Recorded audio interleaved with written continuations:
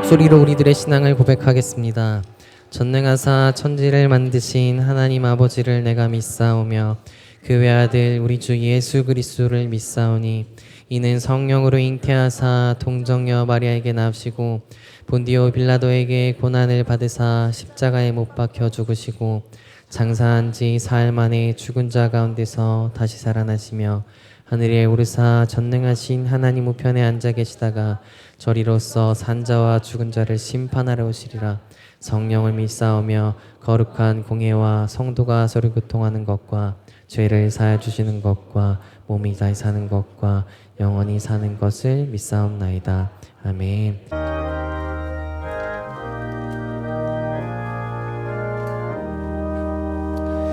주 믿는 사람 일어나 다 힘을 합하여 이 세상 모든 마귀를 다쳐서 멸하셈. 저 앞에 오는 적군을 다 싸워 이겨라. 주 예수 믿는 힘으로 온 세상 이기네. 믿음이 이기네. 믿음이 이기네. 주 예수를 믿음이 온 세상 이기네. 온 인류 마귀 괴휼로 큰 죄에 빠지니 진리로 띠를 띠고서 늘 기도 드리셈. 참 믿고 의지하면서 겁 없이 나갈 때 주 예수 있는 힘으로 온 세상 이기네. 믿음이 이기네. 믿음이 이기네. 주 예수를 믿음이 온 세상 이기네. 끝까지 이긴 자에게 흰 옷을 입히고 또 영생 복을 주시니 참 기쁜 일일세. 이 어두운 세상 지나서 저 천성 가도록 주 예수 믿는 힘으로 온 세상 이기네. 믿음이 이기네. 믿음이 이기네. 주 예수를 믿음이 온 세상 이기네. 우리의 길이 되시고 변함없으신 계획으로 항상 같은 곳에서 우리의 도움이 되시는 주님을 찬양합니다. 하나님의 은혜 가운데 한 주간도 살아가게 하심을 감사드립니다. 이 시간 우리의 마음 가운데 함께 임하여 주셔서 마음속의 근심과 어려움, 죄악의 짐을 내어놓고 주님께 나아가도록 인도해 주시옵소서. 우리의 인생 속에서 폭풍석을 걷고 있거나 비바람을 마주할 때, 눈앞에 안개로 인하여 빛이 보이지 않을 때 우린 혼자가 아님을 알게 하시고 서로를 격려하고 섬기는 우리 모두가 되도록 인도해 주시옵소서. 은혜의 동산교회를 세워주시고 하나님의 뜻 가운데 쓰임받게 하심을 감사드립니다. 담임 목사님과 교육자분들을 축복하시고 귀한 사역 잘 감당하게 하시며 가정 위에도 평안함이 있도록 인도해 주시옵소서. 주일학교에서부터 늘 푸른 마을, 각 마을과 다락, 은혜의 동산 기독교학교와 외국인 한글학교, 각 나라별 선교센터를 축복하여 주시고 하나님께서 우리 교회와 우리를 사랑하여 주셨듯이 우리도 하나님을 알지 못하는 주변의 많은 이웃들에게 하나님의 사랑을 전하는 도구가 되게 해 주시옵소서. 단기 선교와 여름 사역을 준비하는 교육국, 주일학교, 늘푸른 마을 축복하여 주시고 준비하는 손길에 함께하여 주시며 참여하는 모든 분들이 하나님의 말씀과 사랑을 받아 상처받은 마음이 회복되게 하시고 하나님께서 주신 꿈을 꾸며 나의 비전이 되는 소중한 시간이 되게 해 주시옵소서. 예배를 준비하는 손길과 아름다운 찬양으로 영광 돌리는 그레이스 성가대와 오케스트라를 축복해 주시며 말씀을 전하신 담임 목사님에게 힘과 능력을 주시옵소서. 말씀 따라 순종하며 나아가는 우리가 되게 하여 주시고 어두운 세상 가운데 승리하는 삶을 살도록 인도해 주시옵소서. 이 모든 말씀 예수님의 이름으로 기도드립니다.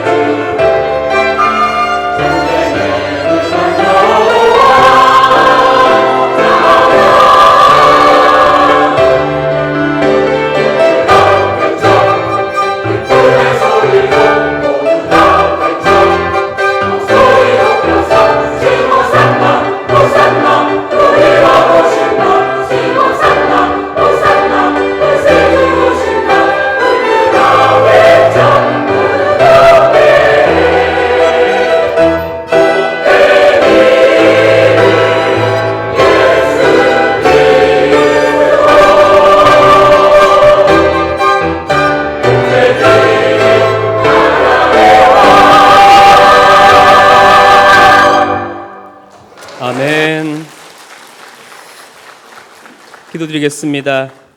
사랑과 은혜가 풍성하신 주님, 우리의 모든 삶을 주관하시며 또 우리의 삶에 크신 은혜로 복이 되어 주신 주님 감사를 드립니다.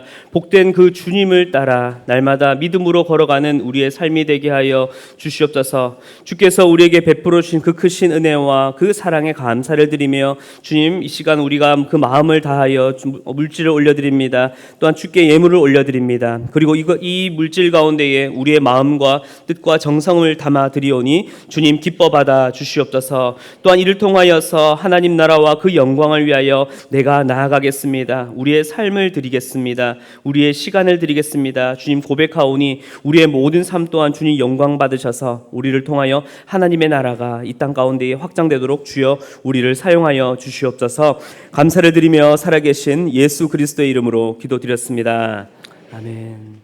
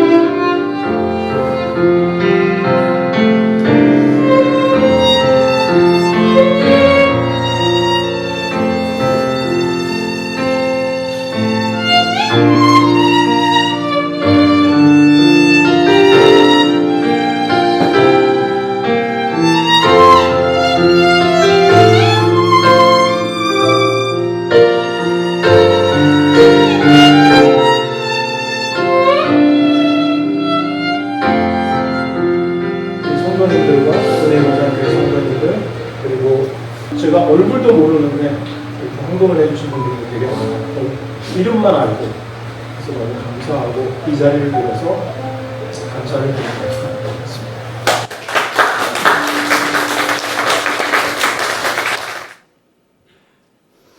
교회 소식을 전해드리겠습니다. 먼저 오늘 예배 가운데 나오신 여러분들을 주님의 이름으로 환영합니다. 새가족으로 등록하길 원하시는 성도님께서는 예배 후에 나가셔서 왼쪽 새가족실로 오시면 잘 안내해드리도록 하겠습니다.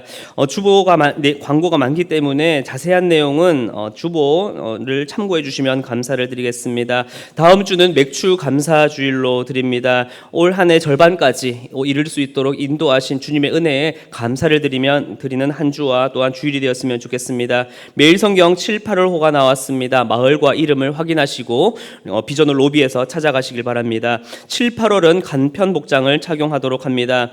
2단 대처 세미나가 오늘 오후 1시 30분 비전홀에서 우리 전교인 대상으로 있습니다. 시니어 권사회 원래회가 오늘 2부 예배 후에 북카페 앞 도서관에서 있습니다. 7월 은하수 기도회는 초등 2부 3, 4학년들을 위하여서 집중적으로 기도하는 시간을 갖습니다.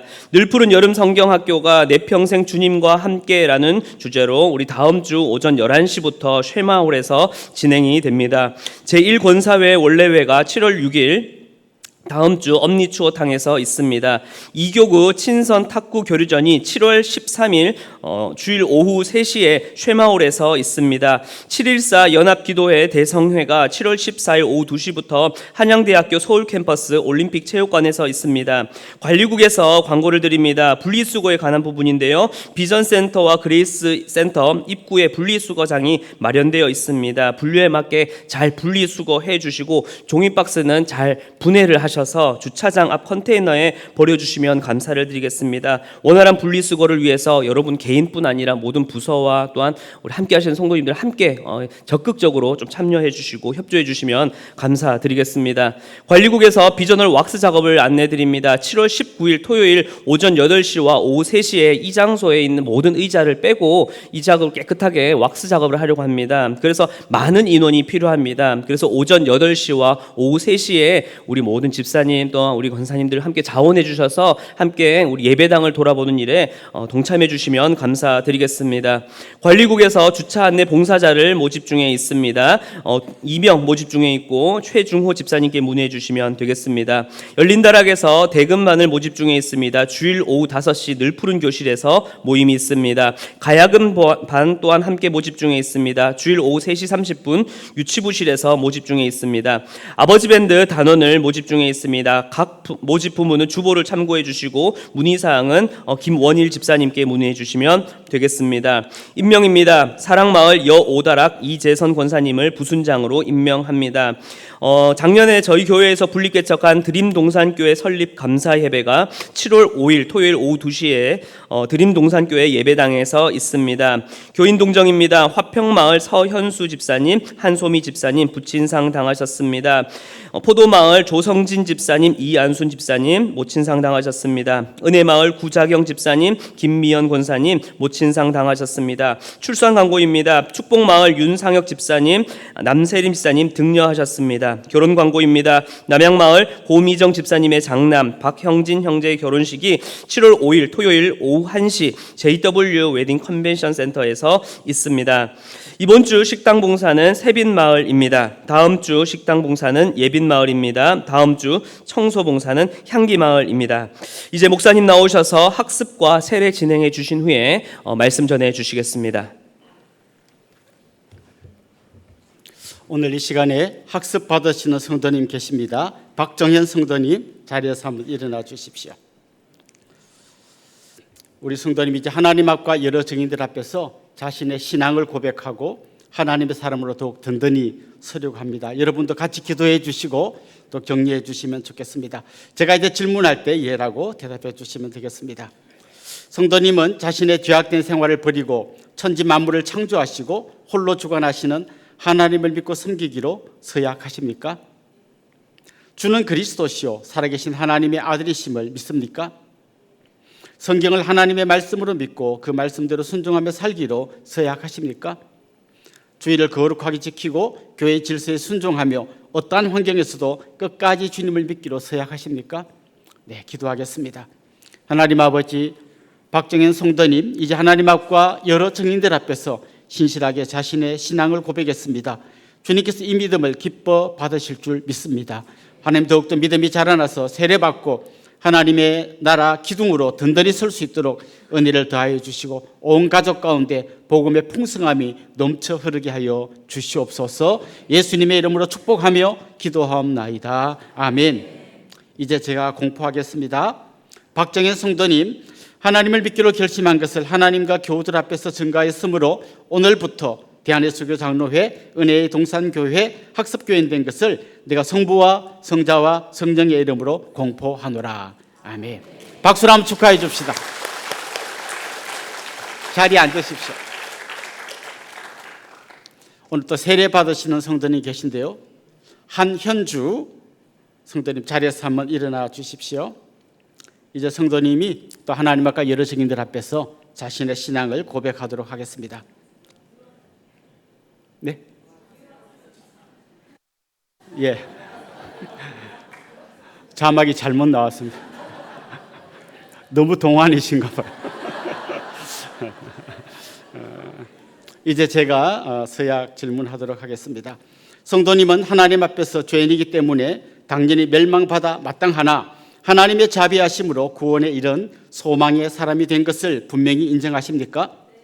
성도님은 주 예수 그리스도께서 하나님의 아들 되심과 죄인의 구주 되시는 줄을 믿으며 앞으로 그 예수님만 따르면서 살 것을 서약하십니까? 성도님 앞으로 성령님의 은혜만 의지하고 그리스도의 말씀을 따르면서 살 것을 서약하십니까?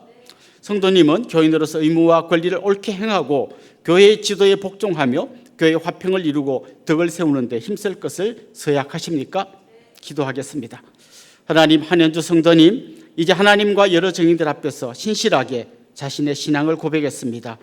주님 앞에 가는 그날까지 이 믿음 흔들리지 않게 하여 주시고 이제 주님과 함께 살고 주님과 함께 죽는 진정한 그리스도인이 되게 하여 주옵소서.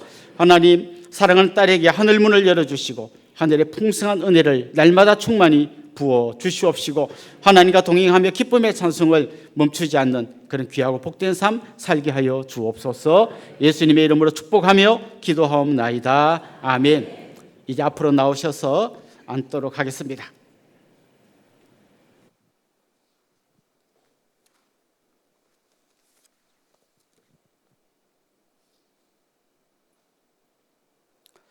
주 예수를 믿어 하나님의 자녀가 된 한현주 성도님에게 내가 성부와 성자와 성령의 이름으로 세례를 주노라. 아멘.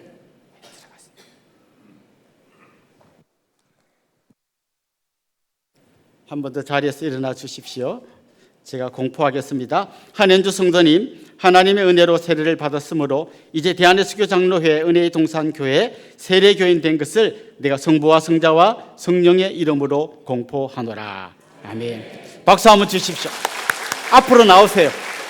두 분 다 앞으로. 예. 우리 이분들 주님의 이름으로 축복하며 축복성 같이 하도록 하겠습니다. 성도님들을 바라보시고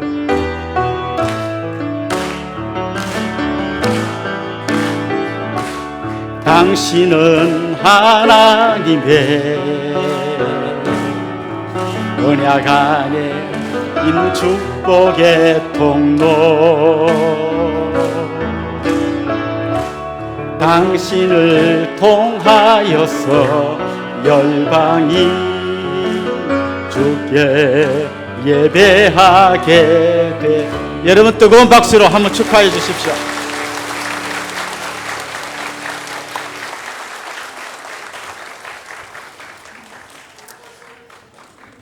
사실 다른 교회에서는 이렇게 세례식을 좀 모아가지고 한꺼번에 막 이렇게 여러 사람 하려고 하는데 저는 우리 교회에서 소망하는 것은 매일 매주 이렇게 세례 받는 분이 나오고 또 같이 기뻐하고 축하하는 시간이 계속되면 좋겠습니다. 우리 하나님의 말씀을 같이 찾도록 하겠습니다.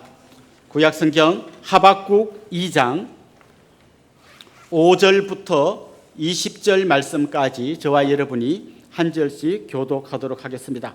하박국 2장 5절부터 20절까지 말씀입니다. 그는 술을 즐기며 거짓되고 교만하여 가만히 있지 아니하고 스올처럼 자기의 욕심을 넓히며 또 그는 사망 같아서 족한 줄을 모르고 자기에게로 여러 나라를 모으며 여러 백성을 모으나니 그 무리가 다 속담으로 그를 평론하며 조롱하는 시로 그를 풍자하지 않겠느냐. 곧 이르기를 화 있을진저 자기 소유 아닌 것을 모으는 자여 언제까지 이르겠느냐. 볼모 잡은 것으로 무겁게 짐진 자여 너를 억누를 자들이 갑자기 일어나지 않겠느냐. 너를 괴롭힐 자들이 깨어나지 않겠느냐. 내가 그들에게 노략을 당하지 않겠느냐. 내가 여러 나라를 노략하였으므로 그 모든 민족의 남은 자가 너를 노략하리니 이는 내가 사람의 피를 흘렸으며 또 땅과 성읍과 그 안의 모든 주민에게 강포를 행하였음이니라. 재앙을 피하기 위하여 높은 데 깃들이려 하며 자기 집을 위하여 부당한 이익을 취하는 자에게 화 있을진저 내가 많은 민족을 멸한 것이 내 집에 욕을 부르며 내 영혼에게 죄를 범하게 하는 것이 되었도다. 담에서 돌이 부르짖고 집에서 들보가 응답하리라. 비로 성읍을 건설하며 부리로 성을 건축하는 자에게 화 있을진저 민족들이 불탈 것으로 수고하는 것과 나라들이 헛된 일로 피곤하게 되는 것이 만군의 여호와께로 말미암음이 아니냐. 이는 물을 받을 것 같이 여호와의 인자는 것이 세상에 가득합니다. 이웃에게 술을 마시게 하되 자기의 분노를 더하여 그에게 취하게 하고 그 하체를 드러내려 하는 자에게 화 있을진저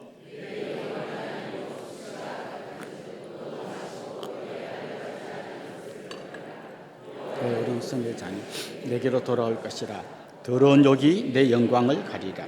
이는 내가 레바논에 강포를 행한 것과 짐승을 죽인 것 곧 사람의 피를 흘리며 땅과 성읍과 그 안의 모든 주민에게 강포를 행한 것이 내게로 돌아오리라.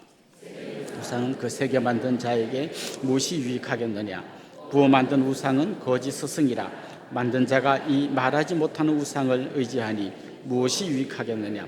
나무에게 깨라 하며 말하지 못하는 돌에게 일어나라 하는 자에게 화 있을진저 그것이 교훈을 베풀겠느냐. 보라, 이는 금과 은으로 입힌 것인즉 그 속에는 생기가 도무지 없느니라. 오직 여호와는 그 성전에 계시니 온 땅은 그 앞에 잠잠할진디라 하시니라. 아멘. 오스트리아의 정신과 의사였던 빅터 프랭클린이라는 사람은 2차 대전 때 유대인이라는 이유로 그 죽음과 공포의 수용소라고 하는 아우슈비츠에 갇히게 되었습니다. 그곳에서 그는 제대로 먹지 못해서 그야말로 피골이 상접한 그런 몸이 되었고, 발진 티푸스라고 하는 전염병이 또 그 수용소에 돌면서 전염병 때문에 고생하기도 했습니다. 간수들의 학대와 조롱 계속되었고, 폭력은 그야말로 일상이었습니다. 엄청난 추위 속에서 발에 동상이 걸리는 그것을 감수하면서 중노동에 시달려야 했습니다. 그때 그는 그 죽음과 같은 수용소에서 계속 질문을 던졌습니다. 도대체 인간은 어떤 존재인가? 이런 참혹한 삶 속에서도 우리는 왜 살아야 하는가라고 하는 질문을 계속 던지게 되었습니다. 물론 이 사람이 정신과 의사였기 때문에 남들보다 좀 더 예리한 눈으로 그 수용소 현장을 지켜보았을 겁니다. 그때 그의 눈에 들어온 어떤 특별함이 있었는데요. 어떤 사람은 그 힘들고 어려운 상황 속에서 금방 쉽게 절망하고 그냥 스스로 그냥 죽음의 나락으로 빠져 들어가는 사람이 있었는가 하면, 어떤 사람은 그렇게 힘들고 어려운데도 당당하게 끝까지 그 고통을 이겨내는 것을 그가 유심히 지켜보았습니다. 그리고 질문을 던졌습니다. 도대체 무엇이 이 힘들고 어렵고 죽을 것 같은 이 고난 속에서 저 사람들을 저렇게 당당하게 살도록 만들었는가라는 걸 지켜보았는데요. 그가 얻은 답은 이겁니다. 고통의 의미를 깨달은 사람은 아무리 어려워도 견뎌낼 힘이 있다라는 거예요. 고통의 의미가 무엇인지, 내가 겪는 이 고통이 아무 의미 없는 고통이 아니라 이 고통에는 어떤 뜻이 있고 의미가 있다, 이걸 깨닫는 사람은 그 고통을 잘 이겨내더라는 거죠. 한 가지로 이런 게 있습니다. 이제 배급을 주는 빵이 너무 조금이니까 전부 다 막 배가 고파서 힘들어합니다. 그런데 그중에서 어떤 사람이 너무 배가 고파서 막 거의 죽을 것 같은 사람이 보입니다. 그때 옆에 있는 다른 사람이 자기도 배가 고프거든요. 이거 주는 빵을 다 먹어도 배가 고픈데 자기 빵을 나누어서 죽어가는 사람들에게 주는 거예요. 그리고 어떻게든 이 사람을 살리려고 하는 겁니다. 자, 이 사람을 생각해 보십시오. 분명히 내가 더 배가 고파져 빵을 안 먹으면 더 배가 고파지지만, 내가 배고픔을 당하는 이것 때문에 누구를 살릴 수 있다면 나는 이 고통을 참겠다는 거죠. 그러니까 내가 지금 고통을 당하지만 이 고통이 어떤 의미가 있다면 그 고통을 참아낼 수 있다는 거죠.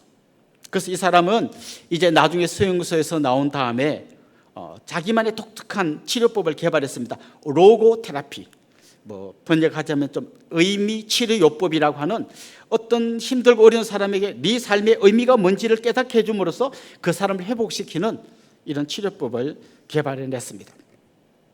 성경 속에 나오는 인물 중에서 자기 고통의 의미를 가장 깊이 깨달은 사람을 이야기하라면 저는 욥을 들고 싶습니다.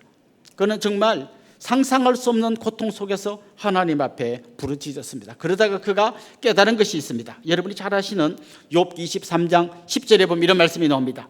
내가 가는 길을 그가 아시나니 그가 나를 단련하신 후에는 내가 순금같이 되어 나오리라. 무슨 고백입니까?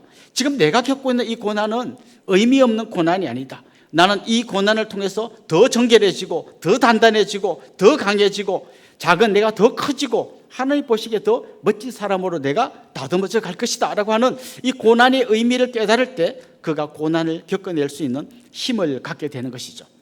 물론 이 욥이 이 고백이 이런 건 그냥 갑자기 툭 간 건 아닙니다.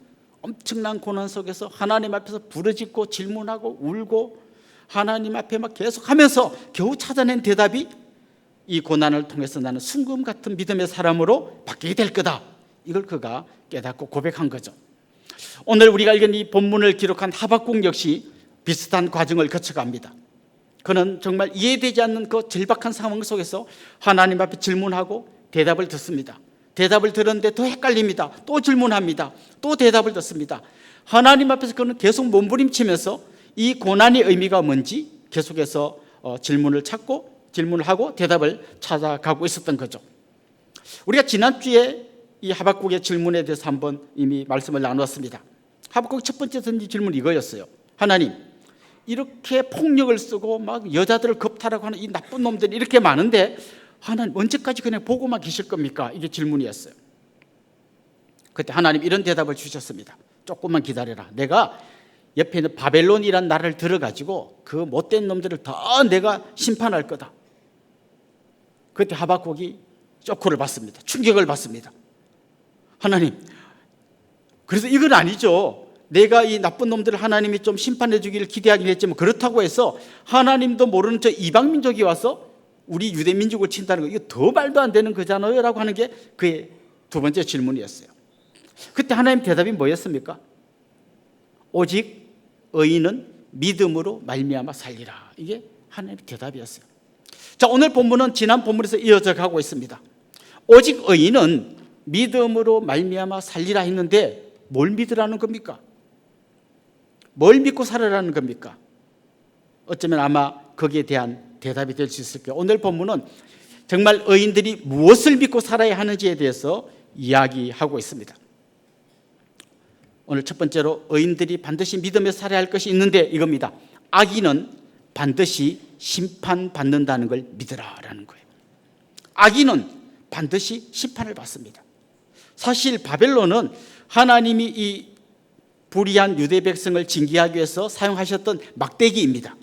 이 막대기를 들어서 하나님이 이 불의한 유대 백성을 심판하시기를 원했습니다. 그 막대기는 막대기 역할만 해야 되는데 이 막대기가 막 옆에 나라를 때리다 보니까 교만해졌습니다. 자기가 뭔가 대단한 존재인 것처럼 착각했습니다. 그래서 정말 하나님이 싫어하는 악을 여러 가지 종목에서 행하고 있었습니다. 그래서 오늘 본문을 잘 보면요, 화 있을진저 라는 말이 무려 5번이나 나옵니다. 화 있을진저, 화 있을진저, 화 있을진저, 이 5번이나 하나님께서 경고하고 있습니다. 무슨 말입니까? 바벨론이 지금 대단한 힘을 갖고 온 이웃 나라들을 다 정복하면서 위세등등하지만 너희들은 막대기에 불과하다. 계속 그렇게 교만해서 자기 힘을 신으로 믿고 살아간다면 하나님이 너희들을 심판하실 것이다 라고 하는 것이 오늘 이 본문의 이야기입니다. 심판이라고 하는 것은요, 복음의 한 축입니다. 이게 무슨 말일까요? 사실 복음은 구원과 연관되어 있잖아요. 그런데 왜 심판이 복음의 한 축이라고 이야기할까요? 사실 우리가 이 바벨론 나쁜 놈들 이야기하고 강포를 행하고 겁탈하는 놈들 나쁜 놈이라 이야기하지만 알고 보면 우리 모두가 다 하나님 앞에서는 심판의 대상입니다. 하나님은 이 심판의 대상인 우리를 그냥 없는 걸로 해 하고 용서해 주지 않았어요. 반드시 심판하시는 분이세요. 그래서 하나님은 반드시 심판해야 되는데 그럼 다 죽으니까 하나님이 내놓은 방법이 뭡니까? 자기 아들을 보내셔서 우리에게 반드시 내릴 그 심판을 자기 아들에게 내리신 거예요. 그리고 대신 우리는 하나님의 자녀 삼아 주셨습니다. 그래서 심판을 잘 모르면 구원의 의미가 그렇게 크게 와닿지 않아요. 내가 원래는 십자가에 달려 처참하게 죽은 예수 그리스도의 죽음, 저게 원래 내가 저렇게 돼야 되는 건데 예수님이 나 대신에 그렇게 죽어주시고 나에게는 구원을 주셨다라고 하는 것이죠. 자, 그렇다면 하나님은 이런 놀라운 구원을 약속하시고 베풀어 주셨지만 끝까지 하나님의 은혜를 거부하고 자신의 힘을 자기 신으로 삼는 사람은 반드시 끝까지 하나님이 심판하시겠다라고 하는 것이죠. 오늘 본문에 보면 이 5가지 화 있을진저가 나오는데요, 좀 짧게 이 5가지 어떤 것에 대해서 하나님이 심판하시겠다고 하는지 한번 보면 좋겠습니다. 첫 번째는 이런 겁니다. 약탈로 쌓은 부에 대한 경고를 하십니다. 우리 5절 6절 같이 읽어보겠습니다. 같이 읽읍시다. 그는 술을 즐기며 거짓되고 교만하여 가만히 있지 아니하고 스월처럼 자기의 욕심을 넓히며 또 그는 사망 같아서 족한 줄을 모르고 자기에게로 여러 나라를 모으며 여러 백성을 모으나니 그 무리가 다 속담으로 그를 평론하며 조롱하는 시로 그를 풍자하지 않겠느냐? 곧 이르기를 화 있을진저 자기 소유 아닌 것을 모으는 자여 언제까지 이르겠느냐? 볼모 잡힌 것으로 무겁게 짐진 자여. 무슨 말입니까? 하나님께서 하박국을 통해서 이 바벨론에게 경고하시는 겁니다. 너 화 있을 것이다. 왜? 그들이 계속 끌어모읍니다. 제국이라는 거는요, 자기 나라 거기서 만족하는 게 아니라 옆에 나라를 정복해서 또 정복하고 또 정복하고 계속 이걸 넓혀가는 거죠. 자기 게 아닌데 남의 걸 빼앗아서 자기가 계속 부해지려고 하는 것입니다. 하나님 그에 대해서 경고합니다. 여러분, 바벨론이 온 세계를 정복하고 대단한 나라인 것처럼 이렇게 우뚝 섰지만 몇 년 만에 망한지 아십니까? 70년 만에 바벨론 제국이 망해버렸어요. 자기들은 영원히 이 권력을 누리고 부를 누릴 것으로 착각했어요. 그러나 하나님께서 심판하시니까 70년 만에 그냥 나라가 쫄딱 망해버렸어요. 바벨론만 그랬겠습니까? 뭐 최근에 근세에도 여러분 뭐 스페인이나 포르투갈 이런 나라들이 온 다른 나라들을 식민지로 빼앗아 가지고 얼마나 많이 약탈했습니까? 근데 그 나라들이 지금 저 역사의 변방으로 밀려나 있지 않습니까? 우리 나라 사람들이 겪은 아픔도 있죠. 일본이 우리나라를 식민지 삼았습니다. 우리나라만 아니고 뭐 중국, 필리핀, 베트남 이 동남북아의 아시아에 있는 수많은 나라들을 정복하고 위세등등하게 나갔습니다. 그러나 원자폭탄 2방 맞고 하루아침에 다 무너져 내렸습니다. 남의 것을 빼앗아서 배불리려고 하는 자, 하나님은 그냥 가만히 보고 계신 것 같지만 반드시 심판하십니다. 지금 러시아가 우크라이나를 침공하고 막 영토를 확장하고 막을 방법이 없어요. 이 국제사회는 그야말로 정글 같은 곳입니다. 중국이 여차하면 대만을 치겠다 하는데 이걸 막을 방법이 없습니다. 그럼 그냥 저 힘센 나라가 다 빼앗고 다 가지고 그냥 자기들만 떵떵거리고 잘 사냐? 걱정 안 하셔도 됩니다. 하나님께서 그들을 반드시 심판하실 것입니다. 우리나라에서도 보면요, 옛날에 조폭 같은 사람들이 막 시장 상인들을 갈취하고 자리세 내달하고 그래서 막 자기 배를 불린 사람들, 그들이 부자 돼서 떵떵거리고 행복하게 잘 사느냐? 그렇지 않습니다. 자기들끼리 막 칼 맞아 죽고 감옥에 갇히고 비참한 삶을 사는 것이죠. 하나님 이렇게 남의 것을 빼앗아서 부해지려고 하는 것에 대해서 경고했습니다. 우리는 정당하게 땀 흘려서 노동하고 돈을 벌어야지 남의 것 속이고 힘으로 빼앗고 그건 하나님께서 진노하시는 거라는 거죠. 두 번째는 이것을 경고하십니다. 억압을 기반으로 싼 안전에 대해서 경고하십니다. 사실 이 바벨론 성에 대해서 이 고대 역사학자였던 역사의 아버지라고 부르던 사람이 있는데요, 헤로도토스라는 사람이 있습니다. 이 사람이 바벨론 성에 대해서 기록한 기록이 남아 있는데요, 이렇게 기록되어 있습니다. 바벨론은 완전히 정사각형이며 각 변이 약 22km에 이른다. 어느 정도 넓인지 대충 상상이 되시죠? 성벽의 높이는 27m. 그리고 이 성벽이 얼마나 두꺼운가 하면 그 성 위에서 마차 2대가 동시에 달릴 수 있을 만큼 아주 넓은 그만큼 두꺼운 성벽을 건축했다는 것이죠.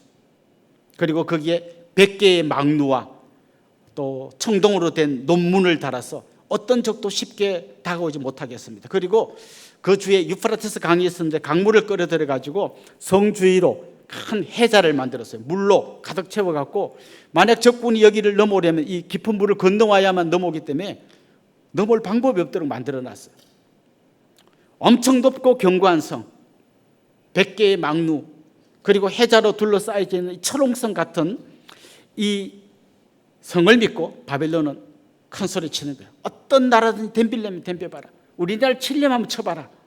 니네가 이 해자를 건너올 수 있겠냐? 건넜다고 치자 이 성을 올라올 수 있겠느냐? 너희들 절대 우리 성을 건드리지 못해. 큰 소리를 빵빵 쳤습니다. 어떻게 됐을까요? 다니엘서 5장에 보면 바벨론의 마지막 왕이었던 벨사살 왕의 이야기가 나옵니다.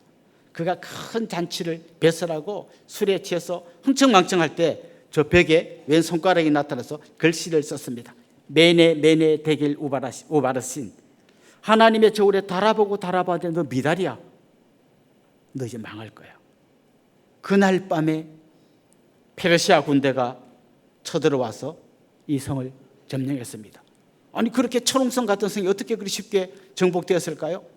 그 역사가 헤로도토스의 기록에 보면요, 이 고레스 왕 들어보셨죠? 페르시아의 고레스 왕이 유프라테스 강물이 흘러들어서 해자를 이루니까 이 강물의 물줄기를 다른 데로 바꿔버렸어요. 그랬더니 해자에 물이 말랐잖아요. 그냥 쉽게 그 해자를 넘어 들어왔는데요, 더 중요한 거, 이 바벨론의 악한 통치에 불만을 품고 있던 사람들이 내부에서 쉽게 성문을 열어줘 버린 거예요. 그래서 제대로 한번 전쟁도 못 해보고 그냥 하루 저녁에 멸망해 버린 것입니다. 자기가 악으로 모아놓고 이걸 안 잃어버리기 위해서 2중, 3중, 4중으로 성벽을 쌓고 그리고 자기 안전해질 거라고 착각하는 사람들이 있습니다. 수많은 사람들의 돈을 빼돌려서 저 스위스 제네바 은행에다 맡겨놓고 자기는 경호원들을 대동해가지고 2중 3중으로 이러면 안전할 것 같냐? 하나님 물어보십니다. 하나님께서 화 있을진저 말씀하시고 거기에 대해서 진노하신다는 거예요. 여러분, 저는 여러분이 안전한 삶을 추구하는 것은 정상이라고 생각하고 그래야 된다고 생각해요. 그러나 여러분이 아무리 안전한 삶을 추구한다 할지라도 그것이 하나님 없이 되는 거라고 착각한다면 하나님 여러분에게 똑같이 진노하실 거예요. 화 있을진저 이렇게 말씀하실 거예요. 세 번째는 피로 성읍을 세우고 불의로 성을 건축한 것에 대해서 경고하셨습니다. 그들이 이렇게 엄청난 성을 쌓았잖아요. 여러분 한번 질문 던져보십시오. 느부갓네살 왕이 벽돌 몇 개나 옮겼을까요? 손도 안 댔을 거예요. 그럼 누가 쌓았어요? 전쟁으로 붙들려온 노예들, 전쟁 노예들, 수많은 힘없는 사람들이 그 많은 돌을 나르고 성을 쌓았을 거예요. 사실 여러분 세계 관광지에 가보면 사람들이 깜짝 놀랄 건축물들이 많습니다. 저 이집트에 있는 피라미드라든지 중국의 만리장성이라든지. 오늘 성경은 이렇게 이야기해요. 담에서 돌이 부러짓고 집에서 들보가 응답하리라. 그 돌들이 부러짓는다. 이거 아주 시적인 표현이죠. 얼마나 억울합니까? 그냥 남의 나라 붙들려 와가지고 아침에 눈 뜰 때부터 잠들 때까지 그 무거운 돌을 나르고 나르다가 돌에 깔려 죽고 빨리 안 한다고 채찍에 맞고 또 그 쌓을 수 있는 벽돌을 구워내라고 재촉하는 그들 앞에서 피눈물을 흘리는 사람들이 있다는 거죠. 그래서 남 피눈물을 흘려서 자기가 멋진 걸 쌓은 거 하나님 거기에 대해서 경고하시는 거죠. 네 번째는 타락한 삶에 대해서 또 자연을 파괴하는 것에 대해서 경고하셨습니다. 오늘 본문 15절부터 17절에 보면 이런 말씀이 나옵니다. 남에게 술을 먹여가지고 그 사람의 하체를 드러내게 하는 자 화 있을진저. 만약에 여러분 제가 이거 성경에 나오는 말이라 하지 않고 제가 남에게 술을 먹여가지고 그 하체에 벌거벗겠다고 이야기하면 아마 어느 신문에 나오는 기사인 줄 알 거예요. 하나님 거기에 대해서 경고하십니다. 화 있을진저. 그리고 그들이 레바논에 있는 그 백향목 숲을 다 불태워버렸습니다. 거기 있는 모든 짐승을 다 죽여버렸습니다. 그냥 나무를 불태운 거고 짐승을 죽인 거지만 하나님 거기서 진노하십니다. 자, 이게 무슨 얘기인가 하면 하나님이 인간을 처음 만들 때는 하나님과 교제하면서 하나님 닮은 존재로 이 모든 세상을 잘 관리하라고 임무를 주셨습니다. 그런데 하나님과의 관계가 깨지니까 사람과의 관계가 깨집니다. 그래서 정말 존중해 줘야 될 옆에 사람을 그냥 자기 욕망을 푸는 대상으로 삼고 하체를 드러나게 했다는 거죠. 뿐만 아니라 하나님께서 잘 돌보라고 한 자연을 그냥 엉망진창으로 다 갈아엎어버렸다는 거죠. 그에 대해서 하나님께서 진노하실 뿐만 아니라 경고하신다는 것입니다. 마지막으로 악인은 반드시 심판을 받는다고 하면서 어떤 악을 경고하셨는가 하면 우상 숭배에 대해서 경고했습니다. 나무로 만든 거, 돌로 만든 거, 그걸 섬기는 자들에 대해서 하나님 경고하셨습니다. 그런데 여러분 잘 생각해 보십시오. 10계명에 10가지 계명이 있습니다. 그런데 세 번째 계명부터 마지막 계명까지는요, 이 계명을 어기려면 반드시 1계명과 2계명을 어기게 돼 있어요. 예를 들면 간음하지 말라. 간음을 하는 사람은 간음 자체도 잘못이지만 이 성적인 욕망, 쾌락을 하나님보다 더 귀하게 생각하는 거예요. 다시 말하면 이걸 자기의 우상으로 삼고 있다는 거죠. 그래서 그는 간음을 했을 뿐만 아니라 우상을 섬기지 말라는 1계명, 2계명을 어기게 된 거라는 거죠. 결국 지금 이 바벨론 사람들이 하나님에게 경고를 받는 그 뿌리에는 우상 숭배가 있고, 다른 말로 하면 하나님을 믿지 않았고 자기들의 힘, 자기들의 권력, 자기들의 군사력을 믿고 안전하게 잘 살 것 같다가 하나님의 무서운 심판을 받게 된다는 것이죠. 그렇습니다. 오늘 하나님께서 우리에게 알려주시는 우리가 믿어야 할 것 첫 번째, 악인은 반드시 심판받는다라는 겁니다. 잠시 이 세상에서 그 심판을 넘어갈 수 있을지는 모르지만 마지막 날 하나님의 마지막 심판 때는 모두가 다 불못에 던져지게 될 것이라는 것이죠. 자, 두 번째, 의인들, 하나님의 사람들이 믿어야 할 건 뭐냐? 하나님이 온 세상을 통치하신다는 겁니다. 오늘 보면 20절에 보면 이런 말씀이 나옵니다. 오직 여호와는 그 성전에 계시니 온 땅은 그 앞에서 잠잠할지니라. 자, 지금 바벨론이 유대민족을 공격합니다. 하나님은 아무 힘도 없는 것처럼 보입니다. 그러나 오늘 하박국 분명히 이야기합니다. 하나님은 아무 힘도 없이 그냥 계시는 게 아니라 지금도 여전히 온 세상을 통치하고 계신다는 것입니다. 우리가 좀 때로는 착각할 때가 있는데요, 하나님이 일하시는 영역을 너무 좁혀서 생각합니다.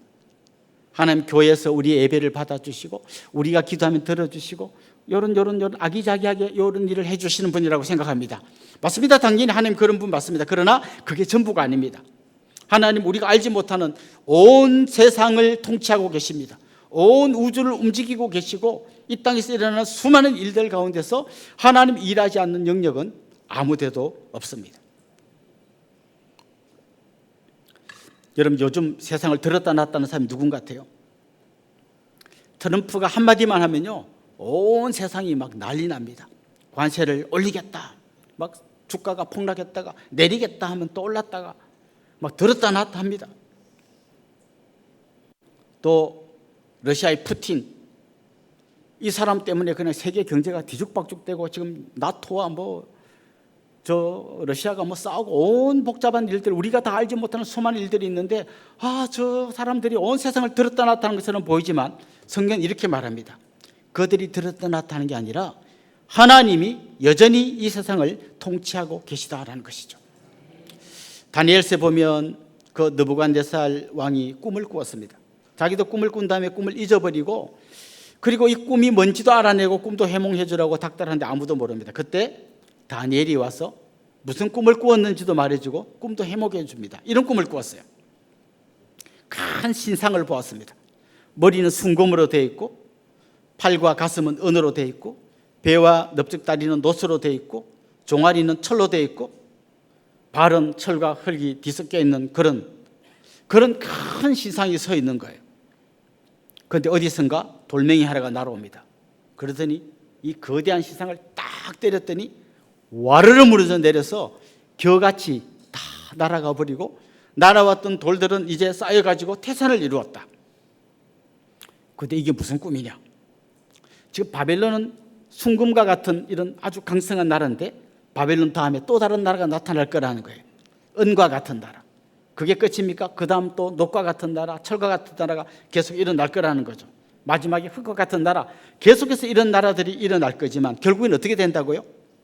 돌이 날아와서 다 무너뜨려 버린다는 거죠. 다 가루가 돼서 날아가게 한다는 거죠. 대신에 이 돌은 태산을 이룬다. 다시 말하면 세상 나라들은 결국은 다 심판 앞에 놓이게 될 것이고 하나님의 나라가 영원하게 될 거다. 이걸 지금 느부갓네살의 꿈을 통해서 알려주신 거죠. 그렇습니다. 하나님은 지금 이 세상을 여전히 통치하고 계십니다. 한때 이 세상을 들었다 놨다 하던 그 나라들 다 어디 갔습니까? 애굽, 지금 이집트입니다. 어떻게 됐습니까? 바벨론, 똑같진 않습니다. 거의 지금 오늘날 이라크하고 비슷합니다. 페르시아, 얼마 전에 폭격 맞아 쑥대밭이 된 이란이 과거의 페르시아였습니다. 이런 나라들 다 어디 갔습니까? 그리스, 로마 영광이 어디 있습니까? 세계를 정복했던 몽골 제국은 어디로 사라졌습니까? 결국 한때 세상을 들었다 놨다 하는 나라들이 역사의 변방으로 다 밀려갔다는 거죠. 대신에 계속해서 이 세상을 통치하고 계시는 분은 하나님이시다는 겁니다. 이 교회에서 우리의 기도를 듣고 하는 이런 일만 하시는 게 아니라 하나님이 교회 밖으로 나가셔서 여러분의 가정을 통치하고 계십니다. 여러분의 자녀를 하나님 붙들고 계십니다. 정치는 하나님이 개입하는 영역일까요? 그런 얘기 하지 맙시다. 저는 교회에서 좀 가급적이면 그런 얘기 안 하자고 이야기하는 사람이에요. 그렇다고 해서 하나님이 정치에 무관심하거나 개입하지 않는다는 얘기가 아니에요. 사실 우리 많은 사람들이 얼마 전에 대선을 치르면요, 이런 생각을 하는 사람들이 많습니다. 저 사람 되면 우리나라 망한다. 혹시 여러분 중에 그런 생각하신 분 있습니까? 저 사람이 돼야 우리나라가 산다. 그런 생각하신 분 있습니까? 사실 정치는 굉장히 중요하고 좋은 지도자가 서야 나라가 발전하는 거 맞습니다. 그러나 그 위에 하나님이 계십니다. 정치는 한정되어 있어요. 정치가 어떤 역할을 하지만 하나님의 통치 밑에서 어떤 약간의 역할을 하는 거지, 정치만 잘하면 우리나라가 완전히 좋은 나라가 되고 정치 잘못하면 쫄딱 망할 것처럼 보이지만 그 정도로 정치가 막강한 힘을 갖고 있지는 않습니다. 진짜 막강한 힘을 갖고 있는 분은 하나님이십니다. 만약 정치를 하나님보다 더 위에 올려놓고 하나님도 좀 가만 계셔 보세요. 저 사람이 돼야 됩니다. 저 사람 되면 안 됩니다. 그건 정치를 우상으로 섬기고 있는 거예요. 우리가 정치에 관심을 갖고 기도도 해야 되고 투표도 해야 되지만, 그렇지만 정치는 하나님의 통치 아래에 있다는 걸 여러분 절대 잊어버리시면 안 됩니다. 좀 들으면서 저 사람이 우파야 좌파야 듣는 분들 그런 눈으로 보고 있다면 어쩌면 여러분 정치를 너무 크게 생각할지 모르겠습니다. 우리는 우파도 아니고 좌파도 아니고 하나님의 통치를 믿는 하나님의 백성들입니다. 남북 문제는 어떻게 될까요? 그건 김정은에게 달려있죠? 아닙니다. 하나님의 손에 달려 있습니다. 그래서 우리는 이 교회 밖에 있는 모든 세상 가운데서 하나님이 이 세상을 통치하고 있다는 것을 믿음으로 고백해야 합니다. 마지막으로 우리가 믿어야 할 것은 무엇입니까? 여호와의 영광이 온 땅에 충만하게 될 거라는 걸 믿어야 합니다. 우리 14절 같이 읽어봅시다. 이는 물이 바다를 덮음같이 여호와의 영광을 인정하는 것이 세상에 가득함이니라. 아마 여러분 이 찬양 잘 아시죠? 물이 바다 덮음같이. 여러분, 물이 바다를 덮는다는 말이 무슨 말일까요? 물이 바다를 덮고 있잖아요. 물이 바다의 몇 프로를 덮고 있을까요? 물이 바다 중에 한 50%를 덮고 있나요? 그렇죠. 물이 덮고 있는 데까지가 바다입니다. 그러니까 물이 바다를 덮는다는 말은 바다를 물이 완전히 덮고 있다는 거죠. 그런데 하나님의 영광을 인정하는 것이 이렇게 될 거라는 거죠. 지금 하나님의 영광을 인정하는 사람들이 누굽니까? 소수의 그리스도인들입니다. 그런데 하나님의 영광을 인정하는 것이 온 세상에 가득하게 되어서 물이 바다를 덮음같이 모든 민족, 모든 백성, 모든 방언이 하나님의 영광을 인정하고 모든 사람의 무릎이 하나님 앞에 꿇게 되고 자기가 멸관을 쓰고 있던 왕들이 그 멸관을 벗어서 땅에 집어던지고 하나님 앞에 엎드리는 그날이 오게 될 거라는 거죠. 언제요? 주님 다시 오시는 그날이죠. 분명 지금도 하나님의 영광이 드러나는 일이 가끔씩 계속 우리 눈에 보이고 그것 때문에 기뻐하고 감사할 겁니다. 지금도 일어나고 있어요. 바빌론이 무너질 때 백성들이 생각했을 겁니다. 바빌론이 영원할 줄 알았더니 하나님이 진짜구나. 아마 그런 생각했을 거예요. 그러나 그건 한 부분이라면 주님 다시 오시는 그날에는 모든 민족, 모든 열방, 모든 족속, 모든 방언이 다 주님 앞에 무릎 꿇게 될 거고 누구도 하나님의 통치를 거부할 수 없는 그날이 오게 될 거라는 거죠. 자, 그렇다면 여러분 한번 생각해 보십시오. 그날 되면 그런 날이 올 거예요. 자기가 남의 것 빼앗아서 부자 되고 막 이런 게 그날 되면 오히려 심판받고 하나님의 영광이 드러날 걸 안다면 우리는 어떻게 살아야 될까요? 미래의 이 소망을 현재로 끌고 와야 되는 거예요. 말이 좀 어렵죠? 만약에 여러분 3배가 비단보다 더 비싸지거든요. 요즘 3배가 비단보다 더 비쌉니다. 이걸 만약 조선시대 사람들이 알았다면 어떻게 살면 좋았을까요? 3배 옷 입으면서 매일 울고 나는 평생 비단 옷 못 입어보고 그렇게 살지 않았을 거예요. 좀 있으면 이게 더 비싸죠. 이게 더 좋은 거야. 그걸 미리 알았더라면 그 미래의 소망을 현재에 갖고 와서 기쁨으로 살 수 있었을 거예요. 그래서 성도는 지금 현재 일어나는 이 문제만 보고 거기서 절망하는 게 아니라 미래의 소망을 현재로 당겨오는 사람이에요. 결국 하나님이 우리의 왕이 되시고 하나님의 영광을 인정하는 것이 온 세상에 가득하게 될 겁니다. 어떻게? 물이 바다를 덮음 같은 그날이 올 겁니다. 우리는 그날을 소망하며 사는데 미래에 그렇게 될 거고 지금 쭈그리고 사는 게 아니라 이미 그 미래의 소망을 현재에 가지고 와서 기쁨의 찬양을 하며 하나님의 영광을 위해서 살아가며 세상의 모든 헛된 것들 때문에 마음 상하거나 그거 하려고 내 인생을 허비하지 않고 주님과 함께 주님 바라보며 승리의 삶을 살겠습니다. 이게 우리의 삶이 되어야 한다는 것이죠. 여러분 한 분 한 분이 그런 삶을 사시기를 소망합니다. 지금 세상을 힘으로 뒤흔드는 것처럼 보이는 악한 사람들 하나님께서 반드시 심판하십니다. 우리는 이걸 믿어야 합니다. 하나님 지금도 여전히 세상을 통치하고 계십니다. 우리는 이걸 믿어야 합니다. 그리고 마침내 하나님의 영광이 물이 바다를 덮음같이 온 세상에 충만하게 될 그날이 올 것을 믿음으로 고백하며 승리의 삶을 살 수 있기를 주님의 이름으로 축원합니다. 우리 한번 같이 찬양하고 기도하도록 하겠습니다. 물이 바다 덮음같이 이 찬양 같이 한번 하겠습니다.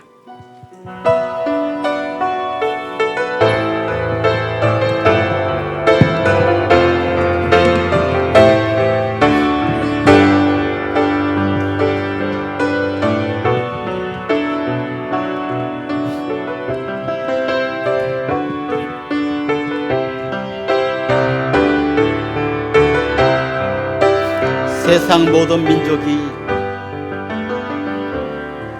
세상 모든 민족이 구원을 얻기까지 쉬지 않으신 하나님 주의 심장 가지고 우리 이제 일어나 주 따르게 하소서. 세상 모든 육체가 주의 영광 보도록 우리 부르신 하나님 주의 손과 발 되어 세상을 치유하며 주 섬기게 하소서. 우리 바다 덮음같이 우리 바다 덮음같이 여호와의 영광을 인정하는 것이 온 세상 가득하리라. 우리 바다 덮음같이 우리 바다 덮음같이 우리 바다 덮음같이 오리라 그날에 오리라 그날에 주의 영광 가득한 세상 우리는 듣게 되리 온 세상 가득한 승리의 함성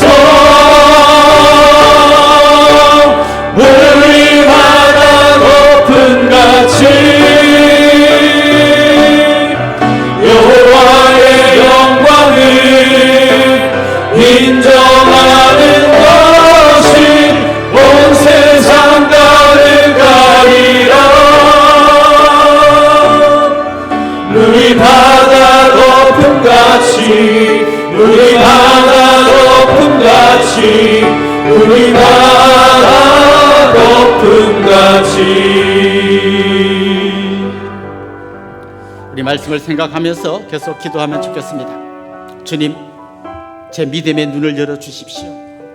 세상의 힘, 자기의 힘을 믿고 사는 저 모든 것들은 결국 무너지고 하나님의 공의가 설 것을 믿음으로 고백하게 해주십시오. 내게 임할 모든 심판을 예수님께서 대신 짊어지신 이 은혜를 잊지 않게 해주시고 그 은혜의 감격 속에 살게 해주십시오. 한 걸음 더 나아가 주님, 미래의 소망을 현재로 당겨와서 내게 구원 주신 그 하나님의 영광에 초점을 맞춘 인생 살게 해주십시오. 우리 이런 제목으로 한번 합심해서 통성으로 기도하겠습니다. 하나님 아버지 감사합니다. 참으로 세상의 모든 악한 것들이 영원할 것처럼 세상의 권력 앞에 세상이 꼼짝 못한 것처럼 보이지만 하나님은 온 세상을 통치하실 것을 믿습니다. 하나님 정말 하나님의 놀라운 은혜를 주셔서 우리의 영원한 심판에서 건져주셔서 하나님의 자녀가 여전히 것을 소소하고 자기 만족과 사랑하는 사람들 반드시 하나님이 심판하는 우리 그 억압 때문에 절망하고 포기한 인생 살게 하여 주시고 주님이 고난 가운데서 여전히 하나님의 은혜를 주시는 믿음으로 고백하게 하여 주옵소서. 또 나아가 우리가 원망의 미래의 놀라운 소망 이 바다를 덮음같이 온 세상 하나님의 영광인 자 것이 하나님 우리를 믿음으로 고백하며 하나님의 삶을 지금 현재의 삶으로 당겨왔어 믿음으로 승리하는 저들의 삶이 되어주시도록 하나님 인도하여 믿음을 다하여 하나님만 바라보시고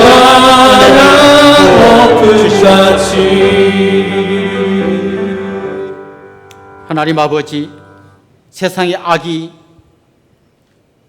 의로운 사람들을 힘들게 하고 결국 저들이 승리하는 것처럼 보이지만 하나님이 여전히 통치하고 계시며 하나님 마침내 가장 공의롭게 심판하실 것을 믿음으로 고백하게 해 주시옵소서.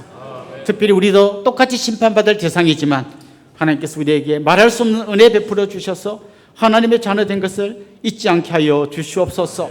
무엇보다 하나님 미래에 일어날 물이 바다를 덮음같이 하나님의 영광을 인정하는 모든 것이 세상에 가득한 그날을 미래의 소망으로만 꿈꾸지 말게 하시고 그것을 현재 우리 삶으로 당겨올 수 있는 능력 있는 그리스도인이 되게 하여 주옵소서. 예수님의 이름으로 기도드리옵나이다. 아멘. 이제 저를 잠깐 주목해 주시면 좋겠습니다. 같이 좀 축하하고 또 환영하면 좋겠는데요. 지난주가 자기 생일이었던 분 한번 손 들어볼까요? 자리에서 한번 일어나 봅시다. 우리 집사님도 생일이셨네요. 또요. 저 뒤에도 계십니다. 혹시 지난주가 결혼 기념일이셨던 부부도 한번 손 들고 일어나 봅시다. 망설이고 있는 그분 지금 일어나시면 됩니다. 예. 감사합니다. 또 오늘 우리 교회 처음 오신 분, 또 등록하기를 원하는 분, 그런 분도 같이 우리 좀 환영하면 좋겠습니다. 용기를 내서 한번 같이 오신 분 계시면 같이 한번 일어나 볼까요? 네, 감사합니다. 우리 가운데 계십니다. 우리 이분들 주님의 이름으로 환영하고 또 축복하도록 하겠습니다. 아주 먼 옛날.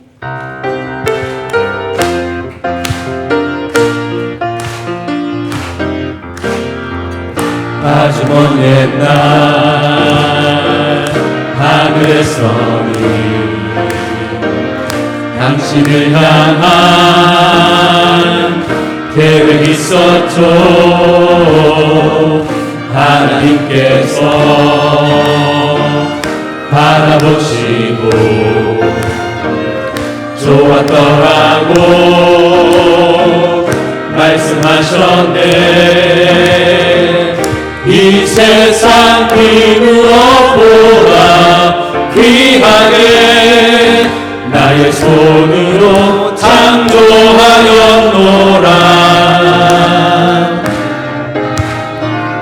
내가 너로 인하여 기뻐하노라. 내가 너를 사랑하노라. 사랑합니다. 축복합니다. 사랑해요.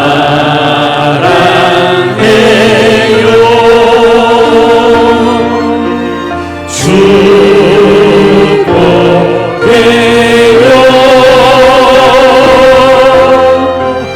당신의 마음에 우리의 사랑을 모아드립시다.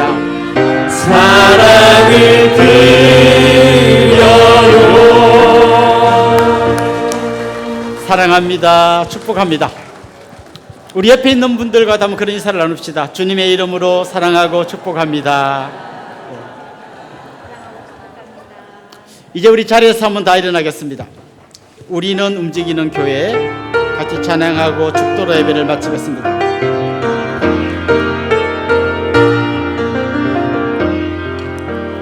우릴 택하여 비추고 살게 하신 그대 놀라운 이끄심 따라 내가 일어섭니다.